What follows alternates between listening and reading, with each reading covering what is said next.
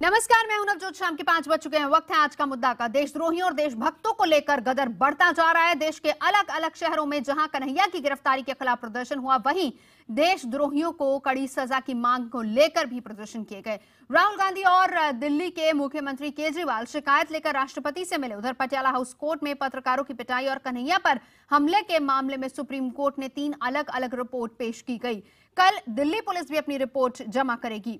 इस तमाम गहमागहमी के बीच बड़ा सवाल यह है कि आखिर ये लड़ाई वाकई देशभक्त बनाम देशद्रोहियों की है या सिर्फ सियासत के लिए इस मामले को बराबर हवा दी जा रही है।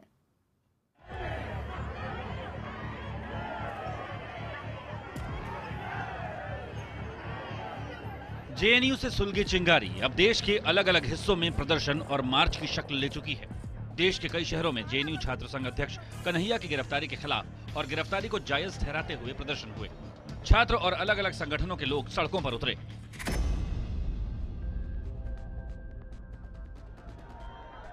बिहार की राजधानी पटना में एआईएसएफ और बीजेपी कार्यकर्ता एक दूसरे से भिड़ गए। यहां एआईएसएफ के छात्र कन्हैया की गिरफ्तारी के खिलाफ बीजेपी दफ्तर के बाहर जमा हुए थे।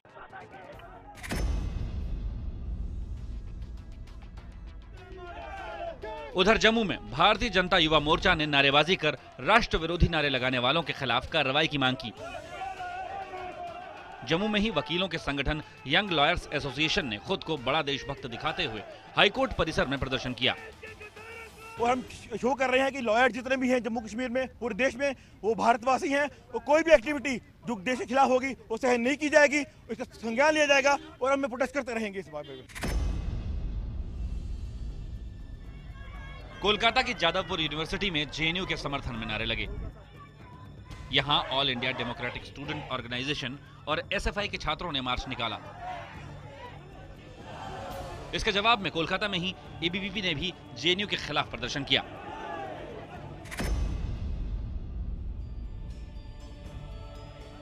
वहीं चेन्नई में भी कन्हैया की गिरफ्तारी के खिलाफ और वकीलों की कथित गुंडागर्दी के विरोध में लोक गायक कोवन की अगुवाई में प्रदर्शन किया गया।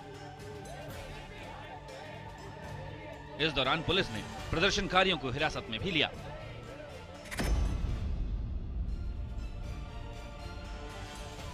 इधर देश के दिल्ली में भी जेएनयू के छात्रों ने प्रदर्शन कर अपने साथी कन्हैया की रिहाई की मांग की। इस बीच कांग्रेस उपाध्यक्ष राहुल गांधी की अगुवाई में कांग्रेस के एक प्रतिनिधिमंडल ने राष्ट्रपति से मुलाकात की। राहुल ने इस पूरे मुद्दे पर मोदी सरकार पर जमकर निशाना साधा। देश प्रेम मेरे खून में है, मेरे दिल में है। मेरे पास इसको छोड़ के कुछ नहीं है। आरएसएस की सोच के खिलाफ कोई भी बोलता है, सरकार की सोच के खिलाफ कोई भी बोलता है तो उसको कुचलने की कोशिश करते हैं। उधर पटियाला हाउस कोर्ट में पत्रकारों की पिटाई और कन्हैया पर हमले के मामले में वकीलों की हरकत पर बार काउंसिल ऑफ इंडिया के अध्यक्ष ने माफी मांगी और दोषी वकीलों के खिलाफ सख्त कार्रवाई का भरोसा दिया। पूरे देश का वकील समुदाय इसके लिए शर्मिंदा है और मैं पूरे देश के लीगल फ्रेटर्निटी के बिहाफ पे मीडिया पीपल से, पत्रकारों से इसके लिए माफी मांगता हूं। आंतरिक सुरक्षा को लेकर गृह मंत्रालय में आपात बैठक भी बुलाई गई। इस बीच बड़ा सवाल यह है कि क्या देशद्रोह और देशभक्ति के नाम पर किसी को कुछ भी करने की छूट है? क्या अभिव्यक्ति की आजादी के नाम पर छात्रों को देश के खिलाफ नारे लगाने की छूट मिल गई है? और क्या देशभक्ति के नाम पर वकीलों को किसी पर भी हाथ उठाने का लाइसेंस मिल गया है? Bureau report, IBN 7। और इसी से जुड़े हैं अहम सवाल जो कि आज हम मुद्दा में पूछ रहे हैं। क्या जेएनयू में सिर्फ विचारधारा की लड़ाई है या फिर सियासी दलों की सियासत? बड़ा सवाल ये कि क्या अपने विचार रखना देशद्रोही कहलाना है? एक अहम सवाल ये भी कि क्या अभिव्यक्ति की आजादी के बहाने कुछ लोग अपना हित साध रहे हैं? क्या जानबूझकर जेएनयू का माहौल खराब किया जा रहा है? एक अहम सवाल ये भी कि देश को नुकसान पहुंचाने वाले देशभक्त कैसे हो सकते हैं? तमाम खास मेहमान हमारे साथ चर्चा के लिए मौजूद हैं। परिचय करा देती हूँ। बीजेपी की तरफ से प्रवक्ता संबित पात्रा हमारे साथ हैं। कांग्रेस की तरफ से प्रवक्ता शकील अहमद हमारे साथ हैं। सीपीआई नेता केआर सिंह हमारे साथ हैं। दिल्ली हाई कोर्ट के वकील विभास अवस्थी जी हमारे साथ हैं। संबित, मैं सबसे पहले आप ही के पास आना चाहूंगी। एक कहता है हर घर में अफजल पैदा होगा, एक कहता है हर अफजल को मार गिराऊंगा। कहां जा रहा है हमारा देश? और देखिए, मैं आपको एक पैम्पलेट दिखाऊंगा जो अभी ANI ने रिलीज किया है। ये जादवपुर यूनिवर्सिटी में पैम्पलेट बांटा गया है। उस पैम्पलेट की चंद पंक्ति में पढ़ता हूं। It is high time that this movement constitutes itself as an anti-state at least in its present form, an anti-national movement, not reactively but positively. That it starts opening itself to the future, which is beyond state and beyond nation. To the charge of anti-nationalism, one must ask back the question, what is a nation? There is nothing called as nation. Having said that, it must be stated that lack of objectivity of the category of nationhood does not in any way discredit worldwide nation liberation movements. और बाद में वो जाके एक line कहती है, one must uphold the right of self-determination, जिसको आज़ादी कहते हैं, of all nations, nationalities, ethnicities, communities, including that of people of Kashmir and various nationalities of Northeast India. आप बताइए, इस प्रकार के पैम्पलेट बांटे जा रहे हैं हाँ। जिसमें कहा जा रहा है कि अब वक्त आ गया है कि हिंदुस्तान के स्टेट्स को हिंदुस्तान से अलग हो जाना चाहिए, नॉर्थ ईस्ट को अलग हो जाना चाहिए हिंदुस्तान से, स्वतंत्रता के लिए हम लड़ेंगे। तो संबित, संबित अगला सवाल यही है, यही सवाल मैं आपसे पूछ रही हूँ, कहाँ जा रहा है? क्या ये सिर्फ सियासत हो रही, सियासी रोटियां सेकने के लिए इस तरह के मुद्दों को हवा दी जा रही है, या वाकई देशभक्ति और देशद्रोही के बीच में फिर रेखा खींच दी गई है? और ये मायने क्या, ये लाइन, ये कौन डिसाइड करेगा कि कौन सच्चा देशभक्त है, कौन सच्चा देशद्रोही है? नहीं, आप बताइए, आप खुद को, आपको मैंने पढ़ के ये पैम्पलेट सुनाया, और दूसरा पैम्पलेट जो जेएनयू में बटा है वो है अफजल तुम्हारे अरमानों को हम मंजिल तक पहुंचाएंगे। उसमें हाँ। भी यही बातें की गई है कि अब टाइम आ गया है कि देश के टुकड़े टुकड़े कर दिए जाए, और ये बड़े सोच समझ कर बांटा जा रहा है। तो ये षड्यंत्र है। अब इसमें भी किसी को कंफ्यूजन है क्या कि कौन देशद्रोही है और कौन सच्चा देशभक्त है? जांच हो जानी चाहिए थी ना, इतना बवाल। आप ये बताइए, कैंपस से लेके कचहरी तक ये पूरा मामला चला गया है, अभी तक तो जांच हो जानी चाहिए थी। असल में जिन्होंने नारे लगाए हैं उन पर तो कार्रवाई नहीं हुई, वो तो अभी भी पुलिस की गिरफ्त से बाहर हैं। बिल्कुल नहीं, आप देखिए, एक एक कदम फूंक फूंक के रखा जा रहा है। कन्हैया कुमार को लिया गया है, कन्हैया लाल को। कन्हैया ने जिस प्रकार से पूरे इस विषय की अगुवाई की, उसके बाद पुलिस ने कुछ जानकारी उनसे भी ली है। समय ज्यादा नहीं हो रहा है, बवाल पूरे देश में मच रहा है, आपकी सरकार है, आराम से जांच कराई जा सकती थी।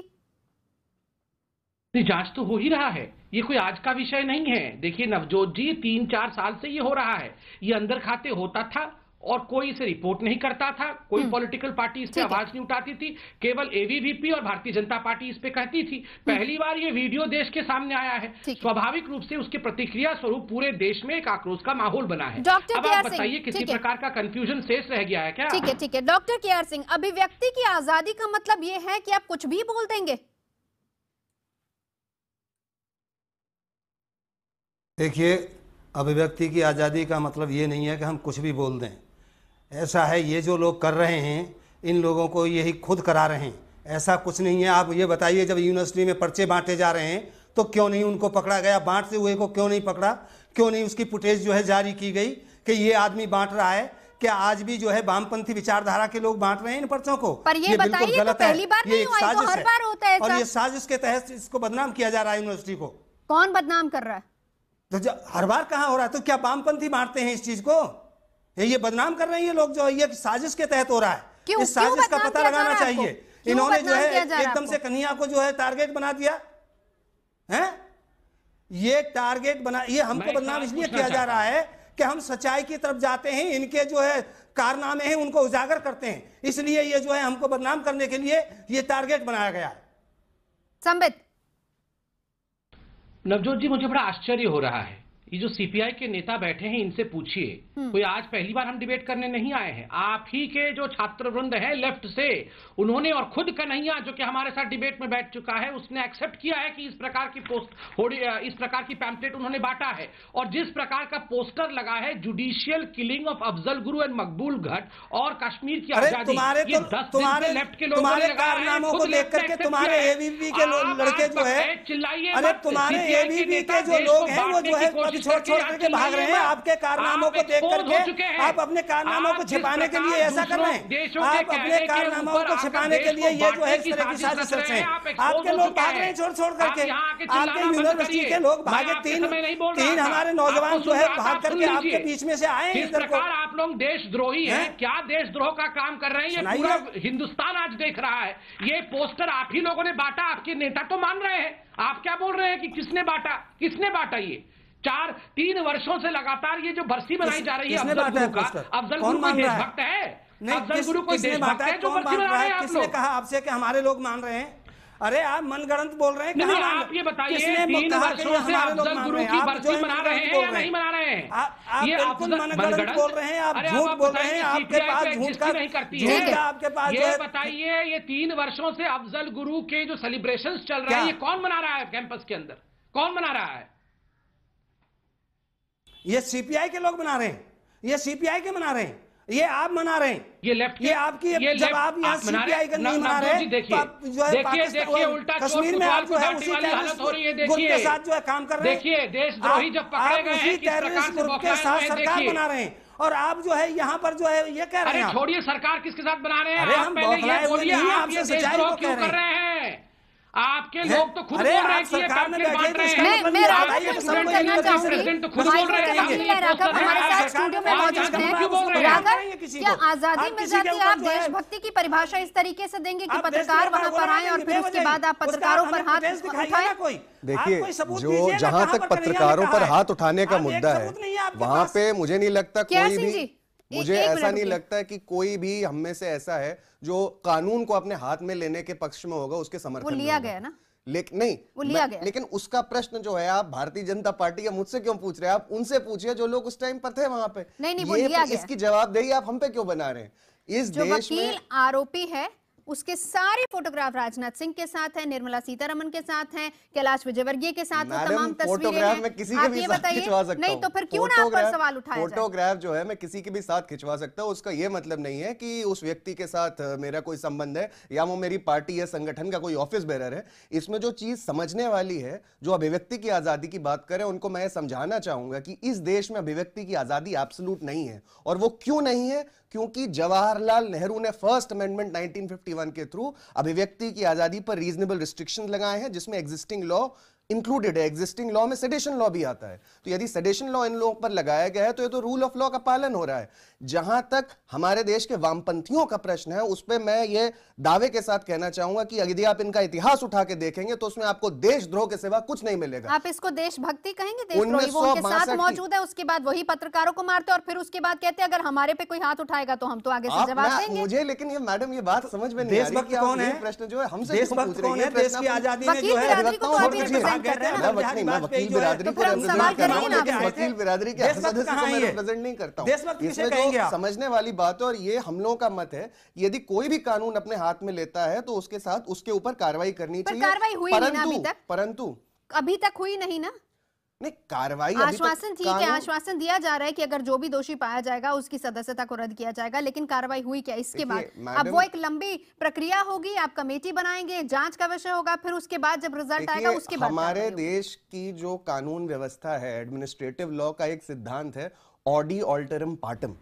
ऑडी ऑल्टरम पार्टम का अर्थ यह है कि किसी को भी बिना आप हियरिंग दिए, बिना सुनवाई दिए उसको आप उसके खिलाफ एक्शन नहीं ले सकते। तो इस प्रक्रिया में जो भी सच होगा, जो झूठ होगा, वो सामने आ जाएगा। वैसे भी सुप्रीम कोर्ट ने लंबी प्रक्रिया ठीक है और उसी का इंतजार किया। प्रक्रिया को तो करना पड़ेगा। आप तो शकील अहमद जी को भी इंक्लूड कर लिया जाए।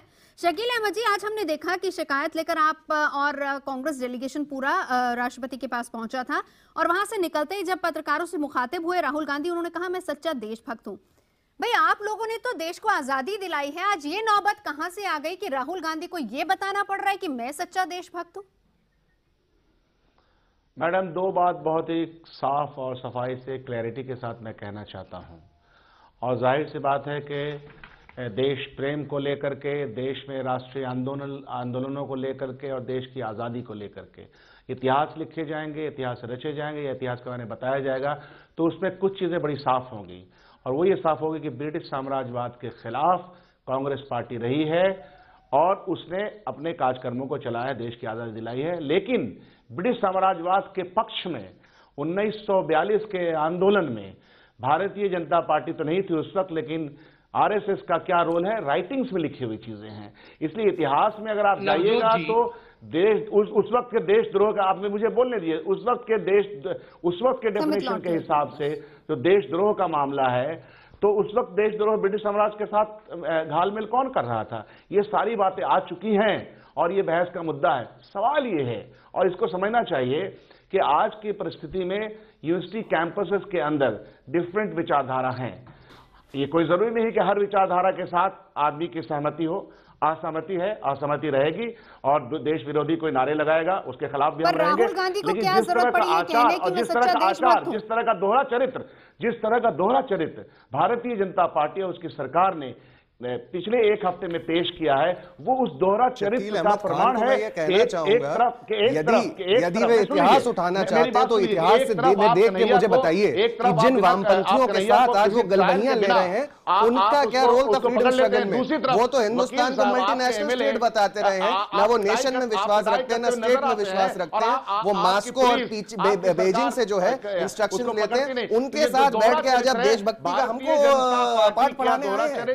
ये तो इस कांग्रेस पार्टी के दोहरे मापदंड और वैचारिक दिवालियापन का ये एकदम प्रत्यक्ष प्रमाण है। ये प्रमाण है कि कांग्रेस पार्टी आज इस देश से बिल्कुल जो है, जैसे देश की जनता ने इनको रिजेक्ट कर दिया, फिर से देश की जनता इनको देश से निष्कासित कर शकील जी, लेकिन मेरा सवाल ये है कि अगर ये सब कुछ हो रहा था, क्यों आखिर राहुल गांधी वहां पर गए?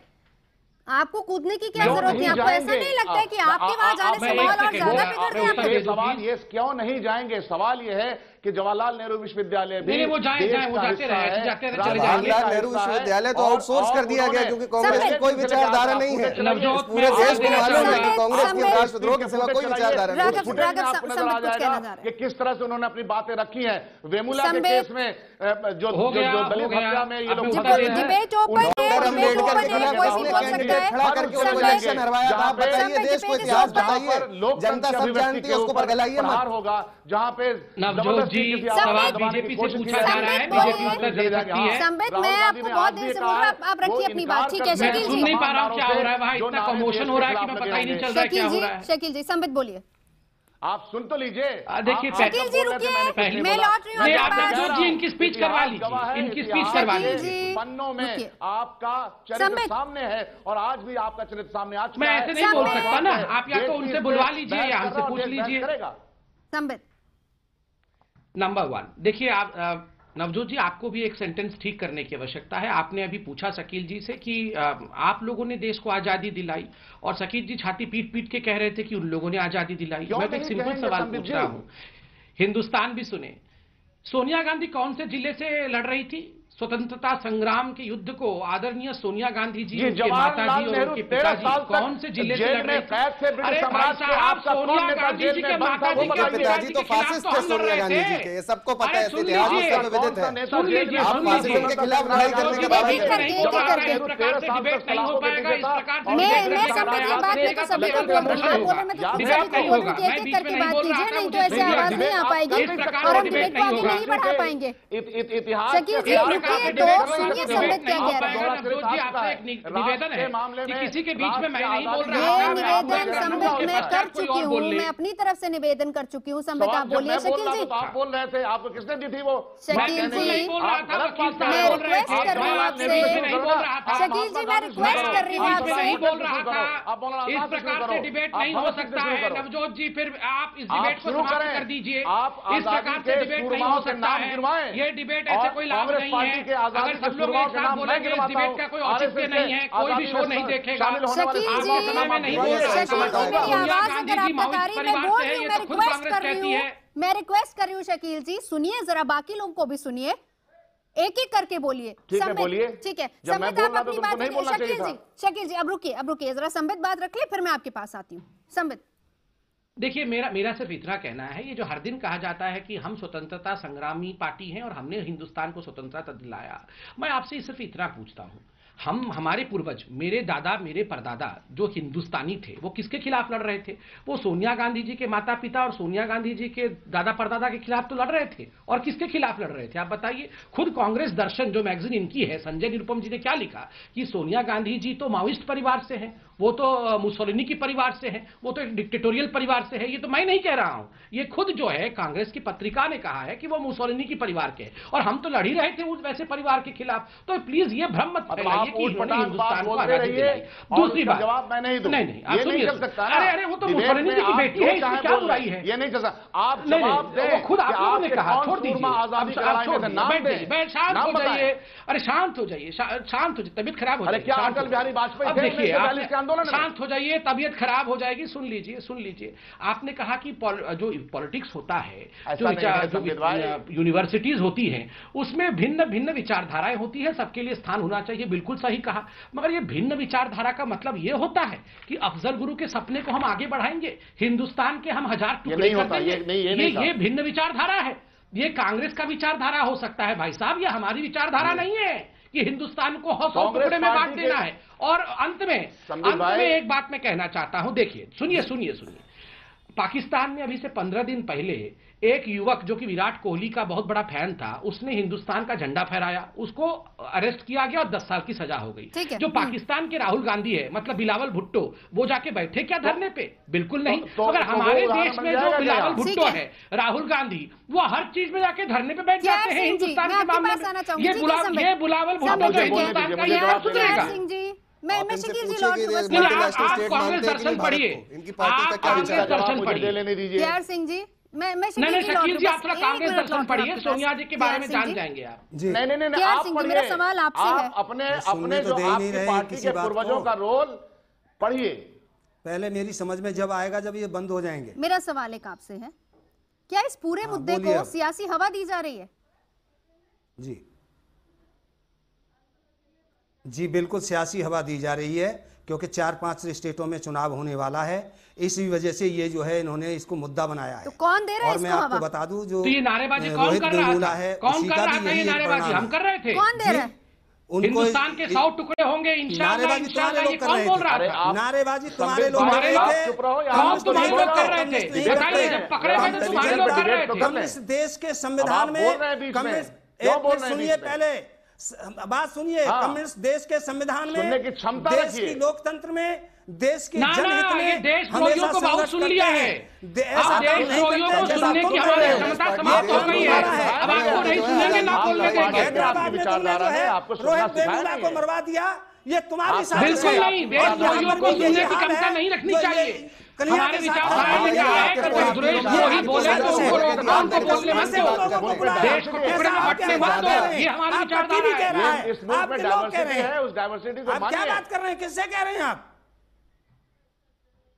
चलिए, बहुत बहुत शुक्रिया आप सभी का, क्योंकि सभी लोग बोल रहे थे, आवाज ठीक से सुने। संबित शुक्रिया, रोकना चाहूंगी आपको। शकील जी बहुत शुक्रिया, केआर सिंह जी और राघव आपका भी बहुत बहुत शुक्रिया। लेकिन सवाल अभी भी अधूरा है कि सच्चा देशभक्त कौन, और अभिव्यक्ति की आजादी के नाम पर क्या आप कुछ भी कह देंगे, क्या आप कुछ भी बोल देंगे, या फिर मर्यादा का ख्याल रखा जाएगा? तो कैंपस से लेकर कचहरी तक बवाल लगातार बढ़ता जा रहा है। क्या ये सियासी फायदे के लिए हो रहा है, ये भी हम सवाल कर रहे थे। बहरहाल बात हमारे प्राइम टाइम शो, हम तो पूछेंगे कि आज के बड़े सवाल की, और बड़ा सवाल हमारा इसी मुद्दे से ही जुड़ा हुआ है। क्या जेएनयू मामले में आरएसएस पर तोहमत लगाकर विपक्ष अपने दाग धो रहा है?